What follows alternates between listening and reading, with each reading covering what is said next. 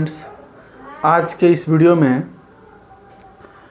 शुरू करेंगे class 11th के फिजिक्स यानी भौतिक विज्ञान को। तो सबसे पहले हम जानेंगे कि भौतिक विज्ञान किसे कहते हैं। ठीक है, तो भौतिक विज्ञान अपने आसपास के प्राकृतिक घटनाओं का अध्ययन करना ही क्या कहलाता है? भौतिक विज्ञान कहलाता है। अपने आसपास की प्राकृतिक घटनाओं का अध्ययन करना ही भौतिक विज्ञान कहलाता है। ठीक है, अब भौतिक विज्ञान के अंतर्गत आज हम पहले चैप्टर को पढ़ेंगे, जिसमें मुख्य हेडिंग आपका होगा सबसे इम्पॉर्टेंट पॉइंट, जिसको अगर हम नहीं पढ़ें तो पूरे चैप्टर यानी पूरे बुक में हमको कुछ समझ में जल्दी नहीं आएगा। ठीक है, इसलिए सबसे पहले पढ़ेंगे हम भौतिक राशियाँ तथा बीमीय सूत्र। सबसे इम्पॉर्टेंट पॉइंट इस पूरे बुक का, पूरे 11th क्लास का, भौतिक राशियाँ तथा बीमीय सूत्र। ठीक है, तो सबसे पहले हम जानेंगे कि भौतिक राशि वह गुणधर्म है जिसे क्या कह सकता है? मापा जा सकता है। ठीक है, मतलब ऐसी राशियाँ जिसको हम माप सकते हैं उसको क्या बोलते हैं? भौतिक राशियाँ कहते हैं। जैसे आपसे बात करें कि मान लीजिए ये है, ये एक वस्तु है, इसकी बात करें और इसकी बात करें तो इसको किस तरह से माप करते हैं? इसकी एक लंबाई के आधार पर माप सकते हैं। ठीक है, कि इसकी लंबाई कितनी है, इसकी लंबाई कितनी है। इसको द्रव्यमान के आधार पर माप सकते हैं, इसका द्रव्यमान कितना है, इसका द्रव्यमान कितना है। ठीक है, समझ में आ रहा है? तो ये ऐसी राशियाँ, मतलब वह गुणधर्म जिसको मापा जा सकता है उसको क्या बोलेंगे? भौतिक राशियाँ कहते हैं। ठीक है, भौतिक राशियाँ लिखा भी है ऐसी राशि जिसे परोक्ष या अपरोक्ष, परोक्ष मतलब डायरेक्ट और अपरोक्ष मतलब इनडायरेक्ट, तो ऐसी राशियाँ जिसे परोक्ष या अपरोक्ष रूप से मापा जा सकता है उसको क्या बोलेंगे? भौतिक राशि। ठीक है, इन्हें दो भागों में बांटा गया है। पहला है मूलभूत राशियाँ और दूसरा है व्युत्पन्न राशियाँ। ठीक है, मूलभूत राशियाँ और व्युत्पन्न राशियाँ। अब हम पढ़ेंगे मूलभूत राशियाँ। ठीक है, मूलभूत राशि किसे कहते हैं? देखिए, वे भौतिक राशियाँ जो किसी राशि पर निर्भर नहीं करती हैं मूलभूत राशियाँ कहलाती हैं। जैसे एग्जाम्पल में लंबाई, द्रव्यमान, समय, ताप, विद्युत धारा, ज्योति तीव्रता, इसको हम लोग 12वीं क्लास में पढ़ेंगे। पदार्थ की मात्रा, ये जितनी भी राशियां हैं सब क्या हैं? मूलभूत राशियां हैं। लंबाई स्वयं में एक राशि है, ठीक है ना, वो मूल राशि है, इसको परिवर्तित नहीं किया सकता है। द्रव्यमान, समय, ये सभी क्या हैं? मूल राशियां हैं, इसको बोलते हैं मूलभूत राशि। दूसरा पॉइंट है मूलभूत राशियां एक दूसरे से स्वतंत्र होती हैं। क्या होती हैं? स्वतंत्र होती हैं। जैसे मान लीजिए लंबाई, स्वयं लंबाई मतलब किसी वस्तु की लंबाई मान लीजिए ये स्वतंत्र है, इसको लंबाई में माप सकते हैं। ठीक है, मान लीजिए कुछ राशियां आप 10th क्लास में पढ़े होंगे पिछले क्लास में। जैसे वेग, वेग बराबर क्या होता है? विस्थापन बटा में समय। ठीक, ये राशि जो है एक राशि है वेग, तो वेग को तोड़ किस में तो क्या लिख सकते हैं? विस्थापन बटा में समय। विस्थापन यानी कि लंबाई। ठीक है, तो लंबाई एक अलग राशि है और समय क्या है? एक अलग राशि है। लंबाई मूल राशि है और ये भी क्या है? मूल राशि है। मतलब ये राशियाँ किसी दूसरे राशि पर निर्भर नहीं करती हैं, स्वयं में क्या होती हैं? स्वतंत्र होती हैं। ठीक है, ये हो जाएगा मूल राशि। जैसे मान लो चाल बराबर क्या होता है? दूरी बटा में समय। तो दूरी मतलब कि लंबाई, लंबाई क्या है? एक राशि है और समय क्या है? एक अलग राशि है। ठीक है, अब आते हैं अन्य सभी राशियां मूलभूत राशियों के पदों में व्यक्त की जा सकती हैं। अन्य सभी राशियां, अभी बात किए हैं वेग की, चाल की, मान लीजिए बल, कार्य हो गया। इन 7 राशियों के अलावा जो भी राशियां आएंगी वो सभी अन्य राशियां होंगी, और अन्य राशियों को हम किस में चेंज कर सकते हैं? मूलभूत राशि में। जैसे वेग है, वेग अन्य राशि है, वेग को किस में चेंज किया गया? विस्थापन बटा में समय। ठीक है, विस्थापन क्या है? मूल राशि है, समय क्या है? मूल राशि है। ठीक है, चाल, चाल क्या है? अन्य राशि है। चाल बराबर क्या होता है? दूरी बटा में समय। हम पहले से पढ़ चुके हैं। तो दूरी क्या है? एक मूल राशि है, समय भी एक मूल राशि है। जैसे मान लीजिए कार्य, कार्य बराबर क्या होता है? बल गुणे विस्थापन। ठीक है, अब हम बल को भी तोड़ सकते हैं। बल बराबर क्या होता है? द्रव्यमान इंटू त्वरण। फिर त्वरण को भी तोड़ सकते हैं, मतलब सबको हम तोड़ के इन 7 राशियों में ला सकते हैं। तो यानी सभी जितनी भी अन्य सभी राशियां होती हैं उनको मूलभूत राशियों में व्यक्त किया जा सकता है। अगला पॉइंट है, मूलभूत राशियां केवल 7 हैं। कितने हैं? 7। देखिए, लंबाई, द्रव्यमान, समय, ताप, विद्युत धारा, ज्योति तीव्रता, पदार्थ की मात्रा। ठीक है, शेष अन्य राशियां इन्हीं राशियों के गुणा या भाग से भी उत्पन्न की जाती हैं। अब जितनी भी राशि, जैसे मान लीजिए वेग, वेग क्या है? विस्थापन बटा में समय। किनकी सहायता से गुणा भाग से हुआ? भाग से हुआ कि नहीं हुआ? विस्थापन बटा में समय से क्या प्राप्त हुआ? वेग प्राप्त हुआ किसी वस्तु का। चाल किससे प्राप्त होगा? दूरी बटा में समय। दूरी क्या है? एक मूलभूत राशि है। समय क्या है? मूलभूत राशि है। इसकी सहायता से हमको एक राशि प्राप्त होती है जिसको क्या बोलते हैं? व्युत्पन्न राशि। इसको भी हम लोग पढ़ेंगे। तो मतलब इस प्रकार से राशियां, जो अन्य राशियां प्राप्त होती हैं वो मूलभूत राशियों के गुणा या भाग से प्राप्त होती हैं। ठीक है, अब हम लोग चलेंगे, जैसे कि एक थोड़ा सा पीछे चलते हैं और बात करते हैं मूलभूत राशियां तथा उनके अंतर्राष्ट्रीय मानक मात्रक। अंतर्राष्ट्रीय मानक मात्रक क्या होते हैं? जैसे कि आप पीछे, मतलब कि जब खोज चल रहा था, एक दूसरे जब दूसरे देशों से सबका संबंध हो रहा था, जल मार्ग से या स्थल मार्ग से, जब खोजकर्ता एक देश से दूसरे देश में जाते थे, तो जब रास्ते का खोज हो गया तो क्या हुआ कि व्यापार शुरू हुआ एक देश से दूसरे देश में। जैसे मान लीजिए भारत अमेरिका, भारत चाइना, इसके बीच जब व्यापार शुरू होता है, तो जब व्यापार शुरू होता है तो क्या होता है, जैसे अलग अलग देश की सभी अलग अलग मानक प्रणाली है। जैसे मान लीजिए हमारे देश का जैसे बहुत प्रचलित गज हो गया। गज के द्वारा क्या करते हैं? कपड़ा नापते हैं ना। पाव हो गया, पाव से किसी वस्तु को मापा। जैसे एक पाव में कितना ग्राम होता है? 250 ग्राम होता है कि नहीं होता है? ठीक है, पाव हो गया, मन हो गया, शेर हो गया। ठीक है, मन शेर क्या है? देसी है कि नहीं है? देसी प्रणाली है, इसको बहुत प्रचलित है। मन, शेर, फिर रत्ती होता है कि नहीं? रत्ती भी एक मात्रक है, प्रणाली है। जैसे रत्ती नहीं कहा जाता है कि तुमको रत्ती भर लाज नहीं है कहा। रत्ती मतलब कि वो राई के दाना, एक दाना होता है, राई होता है, उसके दाना से मापा जाता है, मतलब तुलना किया जाता है, उसको बोलते हैं रत्ती।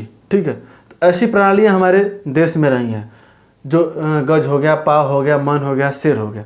उसी तरह से मान लीजिए अमेरिका का पाउंड हो गया। ठीक है, तो जब इन देशों में क्या हुआ, व्यापार शुरू हुआ, तो अलग देश का, जो मान लीजिए हमारे देश का ये मानक हो गया और अमेरिका का पाउंड हो गया, तो अगर हम जाएं अमेरिका में और कहें कि हमको 1 पाव सब्जी दे दो, तो क्या वो अमेरिका वाला समझेगा कि नहीं 1 पाव क्या होता है? तो दे पाएगा? नहीं दे पाएगा। अगर अमेरिका का कोई व्यक्ति आके हमारे देश में कहे कि नहीं 1 पाउंड सब्जी दे दो, तो क्या वो समझ पाएगा कि 1 पाउंड क्या होता है? हमारे देश का व्यक्ति समझ नहीं पाएगा। तो व्यापार हुआ, तो इस माध्यम से इन मानक प्रणालियों के द्वारा जो है बहुत कठिनाई होती थी। तो इसलिए क्या हुआ कि सभी देशों में एक संगठन हुआ, एक मीटिंग हुई, और उस मीटिंग में एक मानक मात्रक तय किया गया। ठीक है, एक मानक मात्रक तय किया गया जिसको कहते हैं अंतर्राष्ट्रीय मानक मात्रक, यानी SI मात्रक। SI मात्रक जिसको बोलते हैं हम लोग। ठीक है, SI मात्रक हम लोग बोलते हैं। इंटरनेशनल, मतलब सिस्टम ऑफ इंटरनेशनल यूनिट, इसको क्या इंग्लिश में बोल देंगे? System of international units. ठीक है, SI मात्रक, इसको बोलते हैं सिस्टम ऑफ इंटरनेशनल यूनिट्स। तो सिस्टम ऑफ इंटरनेशनल यूनिट के अंतर्गत उन राशियों का, मतलब कि सभी राशियों के क्या, मूलभूत राशियों के मात्रक तैयार किए गए। वो मात्रक जो है सभी देशों में क्या होंगे? प्रचलित होंगे। ये शर्त रखी गई कि सभी देशों में प्रचलित होंगे, जिससे कि व्यापार में कोई बाधा न आए। जैसे मान लीजिए कि द्रव्यमान का मात्रक क्या होता है? किलोग्राम होता है ना, केजी। इसका संकेत केजी दे दिया और क्या हो गया? किलोग्राम। तो हमको मालूम है कि 1 किलोग्राम में कितना पाव होता है? 1 किलोग्राम में 1 किलोग्राम में मान लीजिए 4 पाव होता है कि नहीं होता है, होता है ना। उसी तरह से ये हमारे देश में हम विभाजित कर लिए कि 1 किलोग्राम में 4 पाव होता है। हम अपने देश के हिसाब से इसको, अपने मानक के हिसाब से इसको व्यवस्थित कर लिए। मान लीजिए अमेरिका में पाउंड होता है, 1 पाउंड बराबर होता है लगभग 400 ग्राम, ठीक है। तो वो जो है किलो को अब अपने हिसाब से सेट कर लेंगे कि 1 किलो में कितना पाउंड होगा, ठीक है। तो इसी तरह से अलग अलग देश में सभी सेट होगा। तो ये जो अंतर्राष्ट्रीय प्रणालियाँ हैं सभी जो है अलग अलग सभी देशों में मान्य होती हैं और इसी को हम मानते भी हैं। तो अब हम पढ़ेंगे इसको हम नोट कर दे रहे हैं, आप लोग अच्छे से नोट कर लीजिए, ये हमेशा आपके काम आने वाला है, ठीक है। जैसे लंबाई राशि है, इसका हम लोग लिखेंगे क्या, मात्रक और संकेत, मात्रक और संकेत, ठीक है। तो मात्रक, जैसे लंबाई का मात्रक क्या होता है, लंबाई का मात्रक माना गया मीटर और इसका संकेत क्या होगा, एल। लंबाई को संकेत एल होता है और मात्रक क्या होता है, मीटर हो गया। द्रव्यमान का किलोग्राम क्या होता है, किलोग्राम, इसको बोलते हैं, संकेत क्या होता है, केजी। समय का सेकेंड, इसको एस से डिनोट करते हैं। ताप का केल्विन, केल्विन, इसको के से डिनोट करते हैं, ठीक है। विद्युत धारा एम्पियर, इसका संकेत क्या होता है, ए। ज्योति तीव्रता का कैंडिला, कैंडेला, ठीक है, इसको सी डी। पदार्थ की मात्रा मोल, इसका संकेत एम ओ एल, मोल, ठीक है। ये राशियाँ 7 राशियाँ हैं, 7 राशियों के मात्रक और संकेत, इसको आप अच्छे से नोट करके आपको हमेशा लर्न रखना होगा, ठीक है। मीटर, किलोग्राम, लंबाई का मात्रक मीटर, द्रव्यमान का मात्रक किलोग्राम, समय का मात्रक सेकेंड, ताप का मात्रक केल्विन, विद्युत धारा का एम्पियर और ज्योति तीव्रता कैंडेला, पदार्थ की मात्रा मोल, ठीक है। लेकिन आप ध्यान दीजिए कि ये एल इस्तेमाल होता है, सॉरी इस्तेमाल होता है। लंबाई का जो संकेत लिखे एल लिखे, मीटर का किलोग्राम लिखे, सेकेंड का स्मॉल एस लिखे, केल्विन का कैपिटल के लिखे हैं, कैपिटल के, और एम्पियर का कैपिटल ए। आखिर कुछ जो है स्मॉल में लिखे गए हैं, कुछ कैपिटल में क्यों लिखे गए हैं, आप इन बातों को ध्यान दीजिएगा कि जिन राशियों के मात्रक वैज्ञानिकों के नाम पे रखा गया है, ठीक है। जैसे कि ताप का जो मात्रक है वो केल्विन वैज्ञानिक है, उनके नाम पर रखा गया है। तो जिन राशियों के मात्रक वैज्ञानिकों के नाम पर रखे गए हैं उसके मात्रक, उसके संकेत को हम किसी नोट करते हैं, कैपिटल लेटर में प्रदर्शित करते हैं, ठीक है। एम्पियर हो गया, एम्पियर क्या है, वैज्ञानिक का नाम है, तो इसके संकेत को हम कैपिटल में डिनोट करेंगे। केल्विन और एम्पियर दोनों को देखिए कैपिटल, संकेत कैपिटल में दिया गया है, मतलब ये वैज्ञानिकों के नाम है, ठीक है। अब जैसे मान लीजिए, अब हम चलेंगे, जैसे मान लीजिए पेपर देते हैं, तो पेपर जब कॉपी भर जाती है तो दूसरी कॉपी लेनी हो तो हम क्या कहते हैं कि हमको सप्लीमेंट्री सीट दे दीजिए। सप्लीमेंट्री सीट मतलब कि दूसरी कॉपी हमको चाहिए, ठीक है। उसी तरह से सभी देश की जब मीटिंग हुई, संगठन हुआ, तो उसमें पाया गया कि ये 7 ही मूल राशियां हैं, ठीक है। लेकिन बाद में पता चला कि इसके अलावा और 2 और राशियां हैं, ठीक है। तो इन राशियों को क्या नाम दिया जाए, तो इन राशियों का नाम क्या दिया गया, सप्लीमेंट्री यूनिट्स, सप्लीमेंट्री यूनिट्स, ठीक है। क्या नाम दिया गया, सप्लीमेंट्री यूनिट्स। सप्लीमेंट्री यूनिट में कौन है, एक समतल कोण है और दूसरा घन कोण। समतल कोण किसे कहते हैं, 2 रेखाओं के बीच के कोण को क्या बोलते हैं, समतल कोण कहते हैं, ठीक है। 2 रेखाओं के बीच को समतल कोण कहते हैं। और घन कोण किसे कहेंगे, जैसे मान लीजिए कि हम लोग वो मूंगफली जब खरीदते हैं तो मूंगफली वाला बना के कुछ ऐसे देता है ना, मान लीजिए ऐसे बना के देता है आपको, एक मिनट हम बना देते हैं,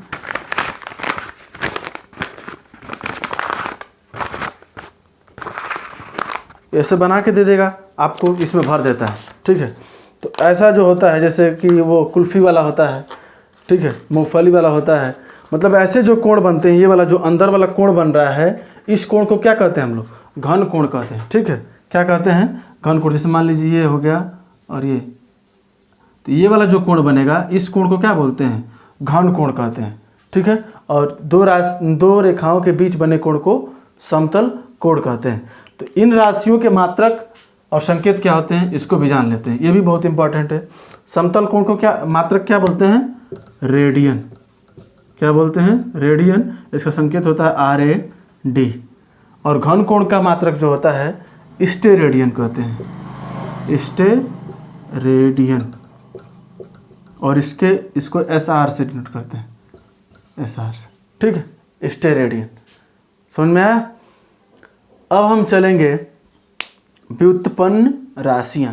ये पहला पॉइंट हम लोग पढ़ रहे थे मूलभूत राशियाँ। व्युत्पन्न राशियों को पढ़ेंगे, ठीक।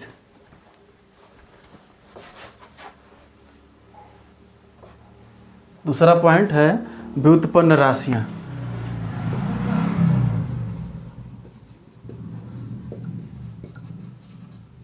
व्युत्पन्न राशियाँ, तो व्युत्पन्न राशियाँ किसे कहते हैं? ठीक है, ध्यान से सुनिएगा। व्युत्पन्न राशियाँ किसे कहते हैं?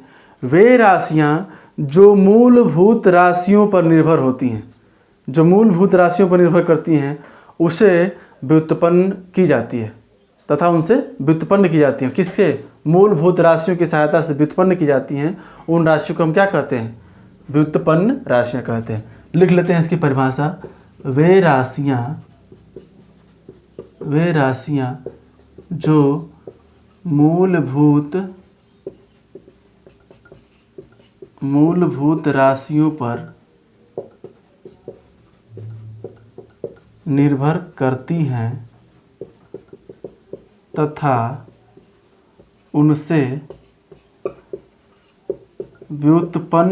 करती हैं तथा उनसे व्युत्पन्न की जाती हैं। व्युत्पन्न राशियाँ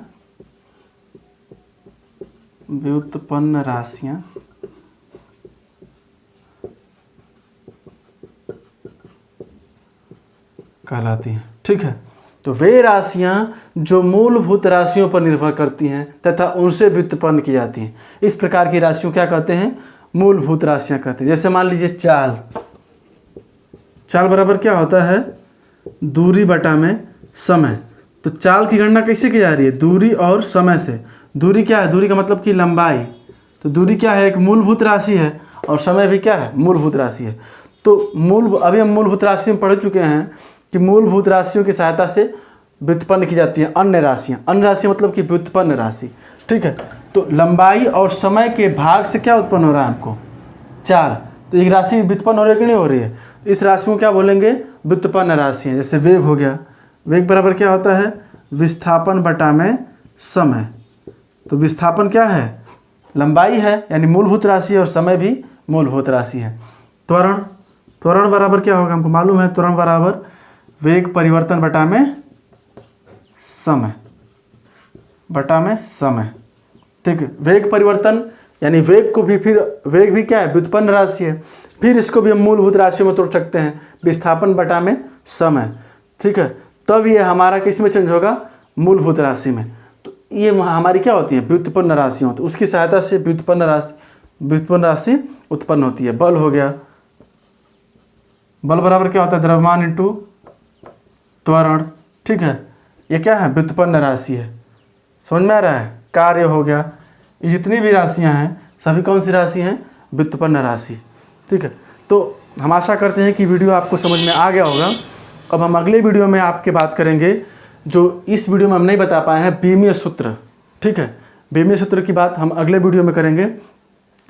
अगर आपको वीडियो पसंद आया हो तो आप लाइक, शेयर और कमेंट जरूर करें कि आपको वीडियो कैसा लगा, ठीक है। अगर ऐसा कुछ बात समझ में नहीं आती है तो आप कमेंट में पूछ सकते हैं, ठीक है। धन्यवाद।